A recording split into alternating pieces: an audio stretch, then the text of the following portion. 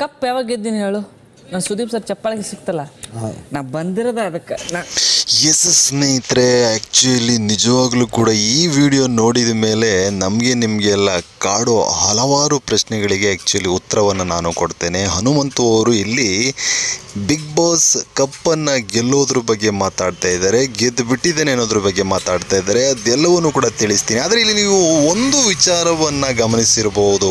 ಏನಪ್ಪ ಅಂತಂದರೆ ಆ್ಯಕ್ಚುಲಿ ಹನುಮಂತುಗೆ ಮತ್ತು ಈ ಮಂಜಣ್ಣನಿಗೆ ಖಂಡನೆ ಆಗ್ತಾ ಇರಲಿಲ್ಲ ಸ್ವಾಮಿ.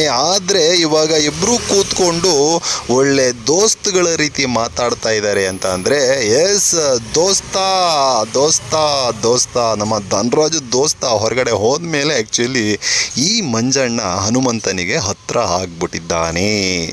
ಎಸ್, ಇದಕ್ಕಿಂತ ಹಿಂದೆನೂ ಕೂಡ ನೀವು ನೋಡಿರ್ಬೋದು ತ್ರಿವಿಕ್ರಮ್ಗೆ ಯಾವ ರೀತಿ ಮಂಜಣ್ಣ ಕ್ಲಾಸ್ ತಗೊಂಡಿದ್ದ ಅಂತ.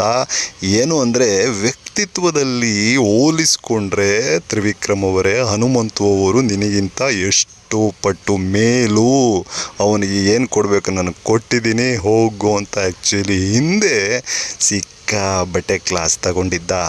ಎಸ್, ತ್ರಿವಿಕ್ರಮ್ಗೆ ಈ ಮಂಜಣ್ಣ ಆವಾಗಲೇ ಆ್ಯಕ್ಚುಲಿ ಮಂಜಣ್ಣನಿಗೆ ಹನುಮಂತು ಹತ್ತಿರ ಆಗ್ಬಿಟ್ಟಿದ್ದ. ಎಸ್, ಇವಾಗ ಆ್ಯಕ್ಚುಲಿ ದೋಸ್ತ ಹೊರಗಡೆ ಹೋದ ಮೇಲೆ ಇಲ್ಲಿ ಮಂಜಣ್ಣ ಮತ್ತು ಹನುಮಂತು ಇಬ್ಬರು ಕೂಡ ಒಟ್ಟಾಗಿ ಕೂತ್ಕೊಂಡು ಮಾತಾಡ್ತಾ ಇದ್ದಾರೆ. ಹನುಮಂತು ಅವರು ಹೇಳ್ತಾರೆ, ಆ್ಯಕ್ಚುಲಿ ನನಗೆ ಹೊರಗಡೆ ಏನು ಹೇಳಿ ಕಳಿಸಿದ್ರು ಅಂದರೆ, ನೀನು ಕಿಚ್ಚನ ಚಪ್ಪಾಳಿಯನ್ನು ತಗೋಬಿಟ್ರೆ ಬಿಗ್ ಬಾಸ್ ಗೆದ್ದಂಗೆನೆ ಅಂತ ಹೇಳಿ ಕಳಿಸಿದ್ರು. ಆ್ಯಕ್ಚುಲಿ ನಾನು ಬಂದ 2ನೇ ವಾರಕ್ಕೇ ಕಿಚ್ಚನ ಚಪ್ಪಾಳಿಯನ್ನು ತೆಗೆದುಕೊಂಡೆ. ನನಗೆ ಅಷ್ಟೇ ಬೇಕಾಗಿರ್ತಕ್ಕಂಥದ್ದು.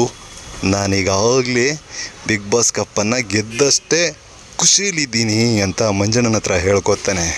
ಎಸ್, ಇದು ಆ್ಯಕ್ಚುಲಿ ಒಂದು ಹೈ ವೋಲ್ಟೇಜನ್ನು ಇಲ್ಲಿ ನಮಗೆ ಕೊಡುತ್ತೆ. ಏನು ಅಂದರೆ ಪಕ್ಕಾ ಗುರು ಪಕ್ಕಾ ಈ ಬಾರಿ ಹನುಮಂತು ಕಪ್ ಹೊಡಿತಾನೆ ಅನ್ನುವಂಥ ಒಂದು ಹೈ ವೋಲ್ಟೇಜನ್ನು ಕೊಡುತ್ತೆ.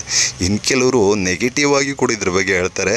ಹನುಮಂತು ಮೊದಲೇ ಎಲ್ಲವನ್ನೂ ಕೂಡ ಪ್ಲಾನ್ ಮಾಡಿಕೊಂಡು ಒಳಗಡೆ ಬಂದಿದ್ದ. ಎಸ್, ಹೀಗಾಗಿ ಇವನು ಇವಾಗ ಫಿನಾಲೆ ಟಿಕೆಟನ್ನು ತೆಗೆದುಕೊಬಿಟ್ಟಿದ್ದಾನೆ.